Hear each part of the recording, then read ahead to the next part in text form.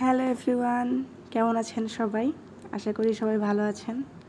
আমি ঈশিতা। আমার একটি ছোট্ট ব্লগে আপনাদেরকে অনেক অনেক স্বাগত। আজ 10 তারিখ আমাদের জন্মদিন। আমাদের বলতে আমার এবং আমার দাদা ভাইয়ের দুজনের একই সাথে জন্মদিন। এটা ঈশ্বরের অপার লীলা। তাই ভেবেছিলাম যে জন্মদিনের দিনটা মা কালীর দর্শন দিয়ে শুরু করব। তাই দুই ভাই বোন মিলে বেরিয়ে পড়লাম মাকে দর্শনের উদ্দেশ্যে। হঠাৎ করেই বৃষ্টি এসে গেল। তখন মনে পড়ল মা বলেছিল যে আমার জন্ম যেদিন হয়েছিল সেদিন নাকি বৃষ্টি হয়েছিল, তাই আমার সমস্ত শুভ কাজে নাকি বৃষ্টি হবে। কিন্তু এই যে বৃষ্টি ভেজা পথ, হালকা বাতাস, ঠান্ডা পরিবেশ আমার জন্মদিনটাকে যেন আরও বেশি সুন্দর করে তুলছিল। এই ভেজা রাস্তা, সব কিছু যেন অন্যরকম লাগছিল।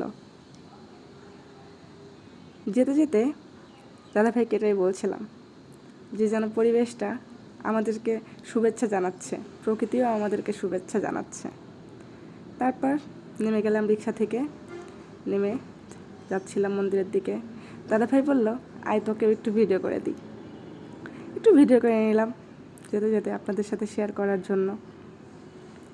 তারপর পৌঁছে গেলাম প্রায় মন্দিরের কাছাকাছি। এবার একটু প্রসাদ কিনে নিয়ে মন্দিরে ঢুকবো। প্রসাদ একটাই দেন, এইটা আরেকটা দেন, আর একটা মোমবাতি দেন।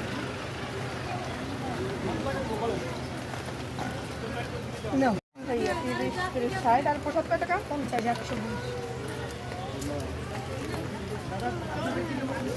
150 টাকা। এটা হলো 60 টাকা, 110 টাকা। ও আচ্ছা, 10 টাকা।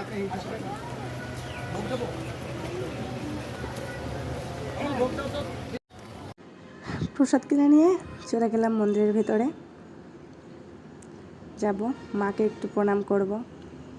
এর মধ্যে আপনাদেরকে পুরো মন্দিরের ভিউটা একটু দেখিয়ে দিলাম। দেখেন বৃষ্টি হয়ে মন্দির চত্বরটা যেন আরও বেশি সুন্দর লাগছে।